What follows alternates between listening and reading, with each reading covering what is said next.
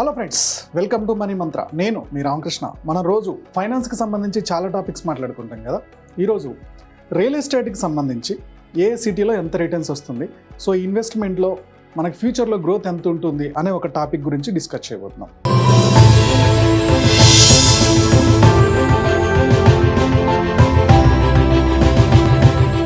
ఇండియాలో real estate అనేది దాదాపుగా 10 to 12% రేట్ ఆఫ్ ఇంట్రెస్ట్ ఇస్తుంది.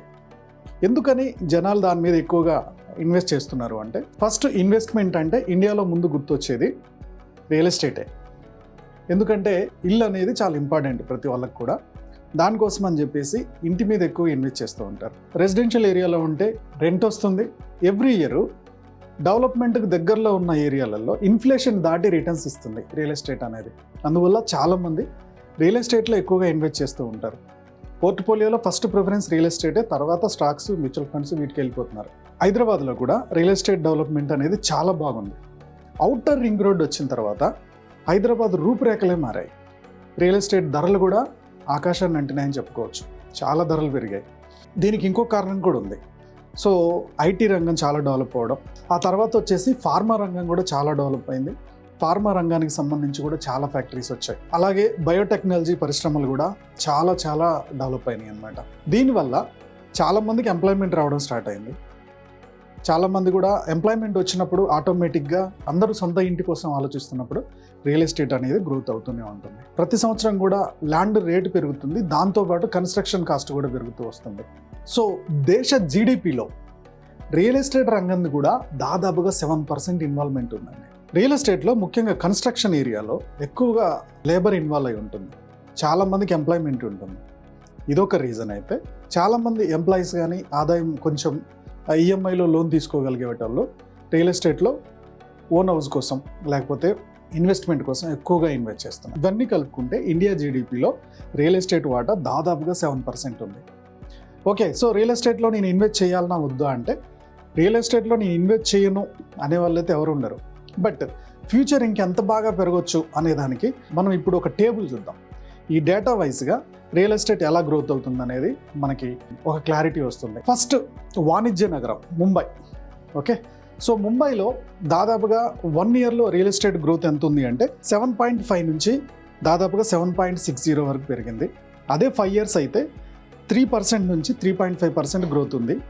అదే 10 yearsకి అయితే 6.7% నుంచి 6.75% వరకు యావరేజ్ రిటర్న్స్ ఇచ్చింది. నెక్స్ట్ వచ్చేసి ఢిల్లీలో దాదాపుగా 1 yearలో 14.8 నుంచి 14.85 వరకు రిటర్న్స్ ఇచ్చింది 1 yearకి. 5 years యావరేజ్ తీస్తే 0.45 నుంచి 0.50 మాత్రమే రిటర్న్స్ ఇచ్చింది. అదే 10 years యావరేజ్ తీసుకుంటే 5.25 నుంచి 5.30 వరకు ఇచ్చింది అన్నమాట. సో ఇట్లా చెన్నై 1 yearకి గ్రోత్ ఈసారి చెన్నైలో కొంచెం తగ్గింది. 1 yearకి గ్రోత్ 2 నుంచి 2.5 వరకే ఉంది. 4.90 నుంచి 4.95 వరకు ఉంది. సో 10 years యావరేజ్ తీస్తే 7.5 నుంచి 7.55 వరకు ఉంది.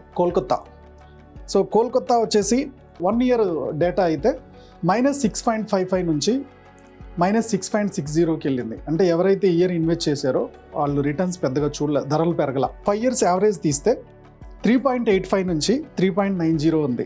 అదే 10 years యావరేజ్ అయితే 5.95 నుంచి 6% ఉంది. అంటే వాళ్ళు కొన్నప్పుడు జస్ట్ 1% 2% పెరిగింది. ఒక 2 years తర్వాత అది 12-13%కి వెళ్ళింది. ఒక 3 years తర్వాత మళ్ళీ అది 14 దాకా వెళ్ళింది. 5 yearsకి వచ్చేవరకు అది మళ్ళీ 6 వచ్చింది. ఇలా 10 years యావరేజ్ తీశారు. ఒక సంవత్సరం ఎక్కువ, ఒక సంవత్సరం తక్కువ వచ్చి అవి మొత్తం క్యుములేట్ చేసి డివైడెడ్ బై 10 years చేస్తారు.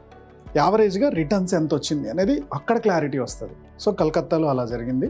నెక్స్ట్ బెంగళూరులో ఇయర్లీ ఒక 1 yearకి 4.95 నుంచి 5% దాకా గ్రోత్ ఉంది.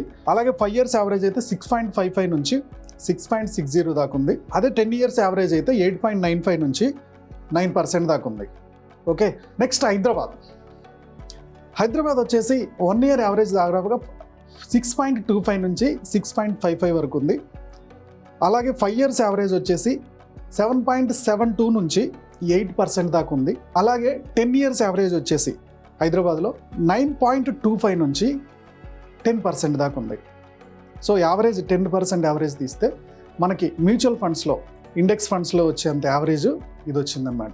ఈ డేటా ప్రకారం యావరేజ్గా మనకి దాదాపుగా 10-11% దాకా గ్రోత్ అవుతూ వస్తుందన్నమాట. 10 ఇయర్స్ యావరేజ్ చూసాం కదా. ఇలా మీ ఇన్వెస్ట్మెంట్ కూడా ఒక సంవత్సరం పెరగడానికి ఇంకో సంవత్సరం తగ్గడానికి ఛాన్సెస్ ఉంటుంది. బట్ 10 ఇయర్స్ యావరేజ్ తీస్తే బెస్ట్ రిటర్న్సే ఉంది. ఇన్ఫ్లేషన్ని బీట్ అయింది, ముఖ్యంగా హైదరాబాద్ అయితే. ఓకే, సో మీరు కనుక ఇన్వెస్ట్మెంట్ కోసమే కనుక హైదరాబాద్లో ఇన్వెస్ట్ చేయాల్సి వస్తే ఇప్పుడు ఓవరాల్ ఔటర్ రింగ్ రోడ్ నుంచి రీజనల్ రింగ్ రోడ్స్లో ఓపెన్ ప్లాట్స్ చాలా ఎక్కువగా ఉన్నాయి. సో ఆ ఏరియాలో కూడా సాఫ్ట్వేర్కి సంబంధించిన డెవలప్మెంట్కి సంబంధించి చాలా యాక్టివిటీస్ నడుస్తున్నాయి. కొత్త కొత్త ఇండస్ట్రీస్ కూడా రాబోతున్నాయి. ఇలాంటి ఏరియాలో ఫ్యూచర్లో మీకు ఇన్వెస్ట్మెంట్కి మంచి రిటర్న్స్ రావడానికి స్కోప్ ఉంటుంది. సో హైదరాబాద్లో ఔటర్ రింగ్ రోడ్ నుంచి రీజనల్ రింగ్ రోడ్ ఏరియాలో హైదరాబాద్ చుట్టుపక్కల కూడా ఎక్కడ ఓపెన్ ప్లాట్స్ ఉన్నాయనే ఇన్ఫర్మేషన్ మీరు తెలుసుకోవాలనుకుంటే రియల్ ఎస్టేట్ కన్సల్టెంట్ నెంబర్ ఇస్తున్నాను.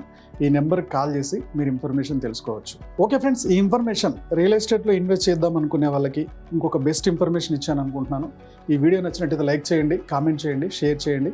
మా యూట్యూబ్ ఛానల్ చూస్తున్న మా వ్యూవర్స్, మా సబ్స్క్రైబర్స్ లైఫ్లో ఎప్పుడు కూడా గొప్పగా స్థిరపడాలని కోరుకోవడంలో మా మనీ మంత్రం ముందుంటుంది. Go self made.